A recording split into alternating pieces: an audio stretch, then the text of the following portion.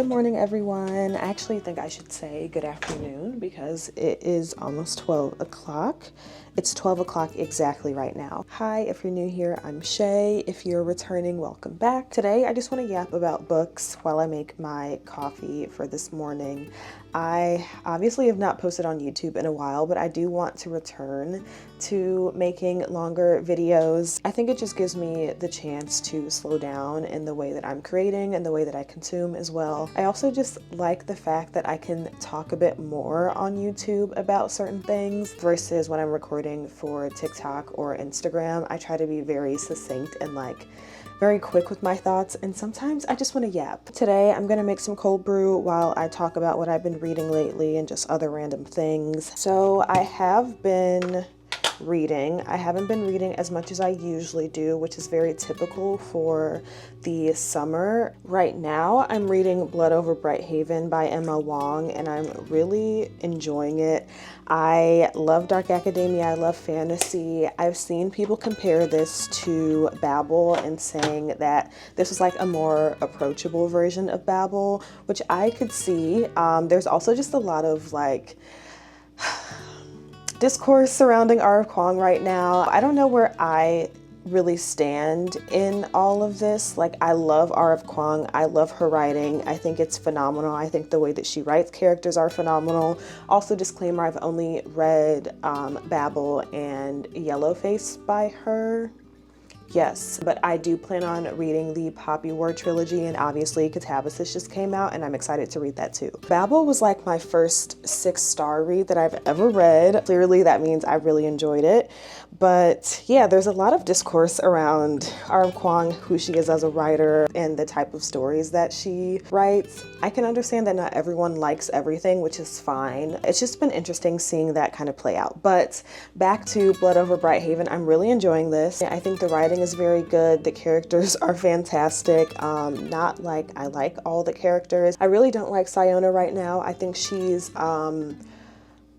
I'm at a point where I think she's gonna make a turn for the better. We're hoping that that's what she does. Initially, I was kind of rooting for her, and then she started to kind of portray these very self-centered, selfish characteristics that just kind of turned me off to her. And then the way that she talks about Tamil, who is a Quen janitor turned her research assistant. Yeah, her little remarks were just very frustrating to read. And yeah, there's a lot that I can say about the book, but I think I'm going to leave it at that. It definitely deals a lot with the patriarchy, with ethnic cleansing and genocide, with the way, again, this is why I relate it back to Babel, is the way that the academy and researchers also play a heavy role in it. I think I'm a little past 50% of the way through, but I'm reading that for a Fable book club, and today's the last day of August, which means I have today to finish it. I know I don't have today to finish it, but I want to finish it today. I'm doing an immersive read, of course. I'm listening to the audiobook on Everand. I did their 7-day free trial just to scope out the scenery and see what was going on, because I think the audiobook, it said a 10-week wait on Libby, and then it wasn't available on Hoopla as well. So I just went with the next free option for me, which was creating a free trial for Everand, which I'm actually considering keeping for a while, but we'll see. I'm now realizing, which I think I've already known this, that I can't multitask. So I'm trying to talk while I'm making my coffee, but I'm obviously talking a bit more than I am making, LOL. I'm also in the middle of 5 or 6 different books. I'm also reading How Europe Underdeveloped Africa by Rodney for my book club Freedom Readers. I hardly read that book this month, and we have book club on Tuesday, which I'm kind of considering just canceling. I would hate to do that, but I literally have not read anything. I just have not really been in the mood for nonfiction, and I think a lot of what I was reading last month was nonfiction, and that's not I usually don't read a lot of nonfiction in the summer, so July was a weird month for me reading-wise in that respect, and I've just done a hard turn to kind of focus a bit more on fiction, which I love. I still want to finish How Europe Underdeveloped Africa because I think it's really good and very insightful. It's just not something that I'm necessarily in the mood for right now. And then, of course, all of the other like books that I am in the middle of are nonfiction. I need to actually, let me see. Yes, the other books are all nonfiction. This Child Will Be Great by Ellen Johnson's Sirleaf, and then Black and Blues, How a Color Tells the Story of My People by Imani Perry. I guess I'll count Black Liturgies by Cole Arthur Riley. That's a book that I knew that I wasn't gonna be reading like consistently. It's just when I'm in the mood for that, I will pick it up. 3 of the books that I'm currently, or I guess 4 that I'm currently in the middle of are nonfiction, and then there's 1 fiction book that I'm reading. So unlike me right now, but that's where we are. That's kind of what I'm reading right now. I'm just trying to keep my summer very low stakes and chill. I'm really bad at multitasking.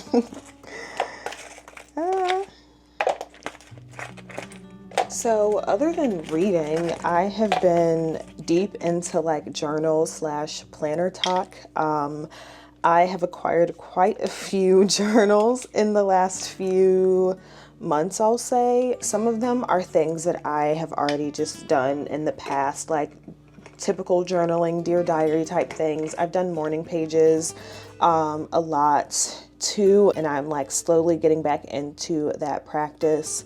But other things are very new. I have a media journal from Cloth and Paper, which is so like aesthetically pleasing. I love it so much. Part of me is like, I need to keep it absolutely perfect and pristine, but another part of me is so excited to use it that I will continue to like, I don't know, just want to do things in there. I also made my own Louise Carmen inspired leather journal for my reading journal, which that is something that I always do, but I also got like a little clear pouch to put some of my annotation materials in and like some bookmarks and stuff like that. So that's been fun. And then I also have a Paper Republic. I got the dotted notebook bundle. I saw someone on TikTok, they had a promo code, and that is why I got that, but it came in the mail a few days ago, and that's what I'm using as my writer's journal. I have been spending way too much money on planners and journals, and it doesn't help that it's also planner season. So the Hobonichi 2026 lineup releases basically tonight. Like, it releases Japanese time, they're a Japanese brand, but of course I'm in the States, so the drop happens later tonight, and I'm like really going back and forth with myself about whether or not I want one of them. I've also been looking at some dupes, or like things that are pretty comparable, that may be a bit cheaper. Like, I do have 2 Kinbor planners coming in the mail right now too, but one of them is going to be more of my personal, like, everyday planner stuff that I will be using for 2026. If you can't tell, I'm trying to move back to like analog planning.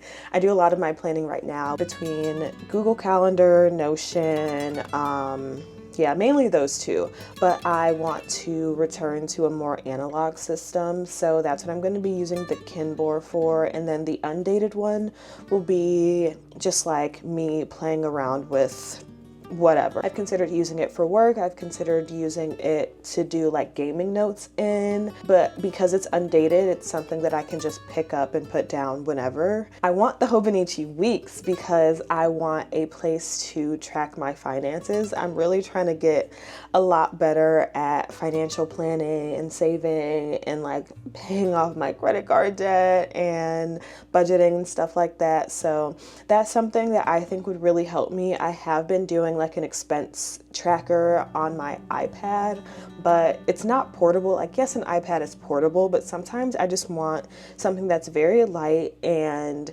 it just doesn't take a lot to carry it around. I don't have to charge it. Like, sometimes if my iPad is dying or almost dead, or if my Apple Pencil is dying or almost dead, like, it's just frustrating in that sense. So I want something that is a little bit more portable and I can just have on me all the time. And of course the Hobonichi Weeks is like the size of a wallet. It's literally the size of my wallet. That's what I'm thinking, but I don't know. I keep telling myself I need to stop spending money on like planners and whatnot, but I think I'm at a good place where everything that I have or am buying, I'm using. It's not like I'm just buying these things and they've been sitting. And of course, I'm still in the early stages, like in the first few weeks, months of using some of these things. So it could still be me just being very excited about having them. But I think the fact that I'm being more intentional about just analog things that, yeah, I'm really happy with them. That's what I've been doing outside of bookish things. And if you follow my Instagram, you'll know that I've been taking a break from posting on there. I have been posting a bit more this last week as like an intro, dipping my feet back into posting and stuff on the internet. Also, side note, I found this non-dairy cold foam. I've been trying to not use cold foam with my coffee. However, I wanted to see what this was like. I think it's fine so far, but the reason why I'm trying not to use cold foam as much is because I want to limit my sugar intake. It's not helping. I don't know how I'm doing with that. Like, I'm very weird about my food recently. Like, I've been trying to cook more, trying to, you know, be more kind to my body and not like consume garbage. But also, you know, sometimes I'm just craving sugar. And I can admit when I'm addicted to something, and I think that's the thing that I'm addicted to. But after 20 minutes, here's my coffee. It usually doesn't take me this long, I promise. I was just yapping and like being distracted. But this is the start of my day, kind of. I've been doing some cleaning up today. My apartment is not a mess, but it's just a bit messy. Things need to go back in the place that they belong. I'm also in like a spring cleaning mood, but in the fall, if that makes sense. I have been taking very specific corners of my apartment and like purging, getting rid of the things that I don't need, seeing what I do need possibly, and then rearranging to make it look nice and presentable and like a pleasure to be in. But yeah, it's been a very slow morning. Like, when I tell you I was in bed just scrolling for a few hours, which I'm trying not to do, but now that I am back in the office 3 days a week, my mornings are just me getting up, having to get ready for work, and then leaving. So I gave myself a bit of grace this morning, and that I usually don't do this every morning because I can't anymore. So yeah, I was scrolling a bit on TikTok and Threads. I'm excited to start my day. Like I said, it's just gonna be a lot of cleaning. Hopefully I can finish reading Blood over Bright Haven. I'm at a very good spot, so I think it's possible for me to finish tonight. If not tonight, definitely tomorrow. And tomorrow's Labor Day, so I'm off, which is always great to have a long weekend. Thanks for yapping with me while I make my coffee. This was just me like re-entering doing more long form video. I think I like this format, but if there's anything that y'all want to see from me, just let me know. I can't make any promises, but usually I am inspired by other people. If you made it to the end of this video, let me know what you're currently reading.